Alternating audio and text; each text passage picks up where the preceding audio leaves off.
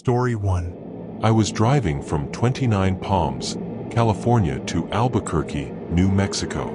It's a shortcut route, just a two-lane road cutting through endless desert, except for a brief pass through Amboy. Amboy's this nearly abandoned town, sitting way below sea level, almost like Death Valley. I was alone, driving in the afternoon. As I climbed up into the mountain range between Amboy and the I-40, I eventually reached the summit and entered a canyon. Tall grass lined both sides of the road. Up ahead, I spotted something blocking the road. I slowed down. It was a red Pontiac Fiero, positioned sideways across both lanes. A suitcase was burst open nearby, clothes strewn all over. Two people, a man and a woman, were lying face down in the road. Every hair on my body stood up. Being a Marine, I reached under my seat, grabbed my 9mm, and chambered around. Something was off. It felt too perfect, too staged, like a setup for an ambush. I scanned the scene and plotted a route. If I steered just right, I could swerve around the man, veer to the right of the woman, and slide behind the Fiero without hitting anything. I dropped into first gear, gunned it, and followed the path exactly. I cleared the scene and kept going for a few hundred feet before slowing down to catch my breath. I checked the rearview mirror. The bodies were getting up onto their knees. And from both sides of the road, out of the tall grass, about 20 people started emerging. I slammed my foot on the gas and didn't let up until I merged onto I-40. To this day, I have no idea what would have happened if I'd stopped to help or pulled up closer. Story 2. It was a Friday night. My buddy was picking me up for a hockey game in the city. I was in a rush. We were already running late. We were laughing, joking the entire drive. Somewhere along the way, I realized I didn't have my phone. I searched the seat, the floor, nothing. Figured I must have left it at home. But during the game, I couldn't stop thinking about it. So I borrowed my friend's phone, ran to the restroom, and dialed my number. It rang 3 times before someone picked up, but they didn't say a word. I yelled, asking if someone was home and had found my phone. Still silence.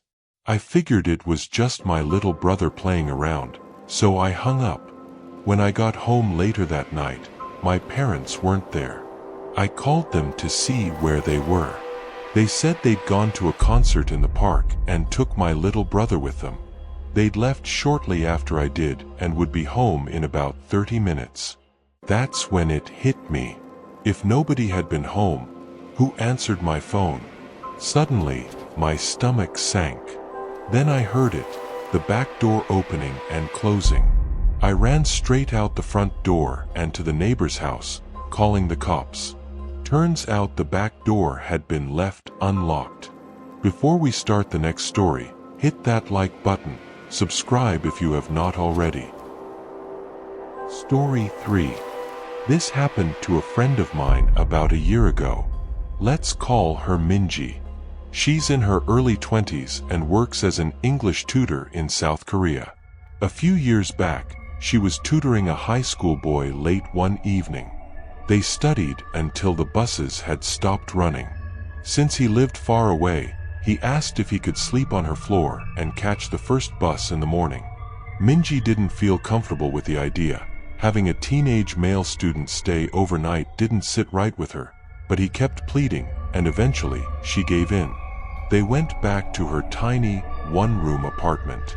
She got into bed, and he laid out a blanket on the floor. They both fell asleep. A few hours later, around 2 a.m., the boy woke her up. "I'm really hungry," he said. "Let's go get something to eat." She opened her eyes, groggy and confused. "Now, it's 2 in the morning. Just go back to sleep." But he kept insisting. "Please, I'm starving. Let's just grab something." She told him there was ramen in the kitchen. He could make that. He said no, He didn't want ramen. There was a 24-hour diner just a short walk away. After several minutes of him begging, Minji finally agreed. They left the apartment together. As soon as they stepped outside, the boy turned to her. "I'm not hungry," he said. "I woke up and looked under your bed. There's a man sleeping there." They called the police. Turned out, a homeless man had been secretly living in her apartment, sleeping under her bed, for 2 months. The boy had only seen him because he was on the floor and had a direct view underneath. Story 4. Some time ago, a new family moved in next door to us. They had a son. Something was seriously off about him. He was obsessed with slasher movies and constantly tried to get me to talk about things I saw during my time in Vietnam. Stuff no normal person should want to hear, let alone a teenager. He also had this disturbing habit of messing with stray animals. The kid was deranged. He was 19 at the time. My daughter was only 7. Despite the age gap, he always found reasons to talk to her. He'd chat her up when she was walking home from school, and call out to her over the fence when she was outside playing. The final straw was when he actually phoned our house asking to speak to her. That was it. I lost it. I stormed over there, told him and his parents to stay the hell away from my kid, and made it crystal clear that if I ever saw him near her again, it wouldn't end well. That's when things started getting strange. My daughter had always had a bit of an overactive imagination. She'd say things like monsters living under her bed and other typical kid stuff. So, when she told us there was something hiding in her closet at night, but that it disappeared during the day, we brushed it off. Just more of her childhood fears. Weeks went by. One evening, my wife and daughter went to my mother's-in-law for a girls' night. I stayed home, flipped on the HBO box, and passed out watching movies downstairs. At around 2 a.m., I was jolted awake by a phone call.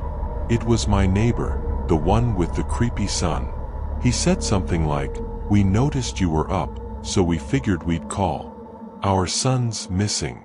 I went by his room to use the bathroom, and the door was open, completely unlike him. There's no sign of him anywhere. Can you help us look? But I hadn't been awake until that call. So I asked, "What do you mean you saw I was up?" He said, "Your upstairs light is on. We saw you walking around." My blood turned to ice. I'd been asleep on the couch. No one else was home.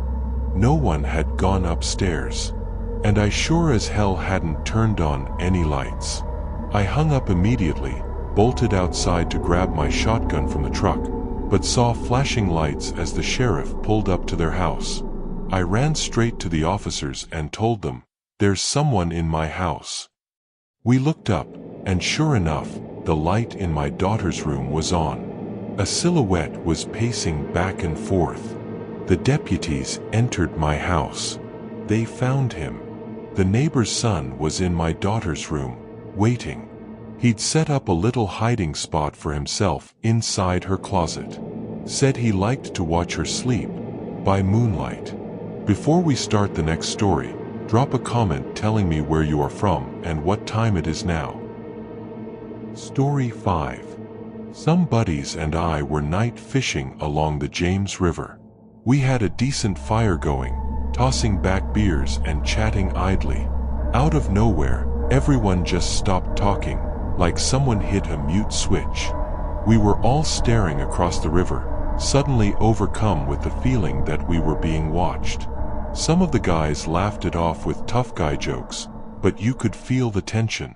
Then a scream tore through the night, blood-curdling and feral. It was like nothing I'd ever heard. Imagine someone being ripped apart alive, someone who'd never learned to speak, just shrieking. Not a word, just a guttural, animalistic scream. We froze. Another scream followed, even louder. At that point, several of us ran to the trucks and grabbed whatever firearms we'd brought. We came back, silent, staring across the river where our firelight flickered against the rocks. Then came the third scream, this time from our side of the river. It came from just a few feet away, somewhere in the bushes. We took off, left our gear behind. As we reached our trucks, we heard it again, just beyond the trees. We floored it out of there, never finding out what made that noise.